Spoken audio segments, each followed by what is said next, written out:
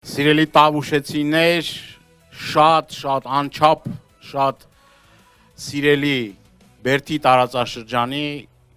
անկոտրում թասիբով արժանապատիվ բնակիչներ ջան։ Մենք այսօր պատիվ ունենք ներկայանալու ձեզ, ներկայացնելու մեր ծրագիրը, անցած ուղին, անելիքները, չնայած կարճ ժամանակը շատ երկար խոսելու հնարավորությունը չունենք, բայց փորձեմ կարճ ներկայացնեմ, ստեղ ունենք, նախագահը դաբրոն տվեց, ասма ունես։ Տեսեք սիրելիներս, մենք այսօր Բերդի տարածաշրջան գալուց անցել ենք մի ճանապարհով, որ այս ազգակործան պատուհասը արդեն հանձնել է Ադրբեջանին։ Ազատամուտի հարակից տարածքը, ասում է, էդ էլ մերը չի, Ադրբեջանինն է։ Խոսքը այսպես կոչված անկլավների մասին է, որի իրավական հիմքերը գոյություն չունեն, չկա։ Մենք բազմաթիվ անգամներ ազգային ժողովում այդ հարցը բարձրացրել ենք։ Ասում է, չկա իրավական հիմքեր չկա, բայց համարում է Ադրբեջան։ Հիմա մեծ ցավով եմ ասում, ամեն անգամ այդ ճանապարհով անցնելուց մենք չգիտենք այս իշխանությունը, որ վերարտադրվի, քանի ժամ եւ քանի օր հետո հերթական հանձնում կկատարի։ Այն որ սրանք մնան հերթական տարածքային զիջումներն ալնելու, ստեղ հավաքվածները երևի որևէ մեկը կասկած չունեն։ Բայց այս բախտորոշ ժամանակահատվածում Հայաստան դաշինքը եկել է այստեղ ասելու, որ կանգնած է ձեր հետ միասին պաշտպանելու մեր տարածքային ամբողջականությունը։ Ասելու, որ որևէ սանտիմետր հող Տավուշի տարածքից այլևս չի հանձնվելու։ Այդ չենք ասում, որ նորալուկ քաղաքական գործիչներ ենք, չգիտենք, փորձ չունենք, մեր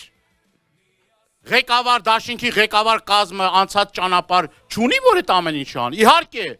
ազատագրած, հաղթանակներ կերտած 42,000 քառակուսի կիլոմետր հայրենիք ունենալով, այս ոչ մի բանները հանձնելով տալով գնում են։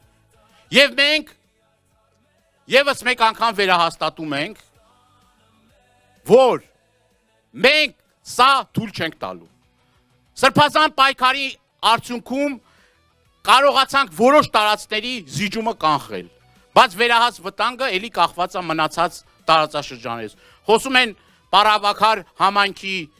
հողերի մասին, մենք արդեն ընդեղից ենք ահազանգներ ստանում, բայց ժողովուրդ ջան, մենք մի քանի օր հետո շատ կարևոր քվեարկություն ունենք։ Այդ քվեարկությունով մենք ոչ ենք ասելու բռնապետական ռեժիմին, ոչ ենք ասելու տարածքային զիջումներին, ոչ ենք ասելու այս տնտեսական խայտարակ քաղաքականությանը։ Քիչ առաջ մեր ընկերը նշեց, որ այստեղի արտադրամասերը կապված են ԵԱՏՄ շուկայի հետ, նույնը Իջևանի տարածաշրջանում, նույնը Նոյեմբերյանի տարածաշրջանում, ամբողջ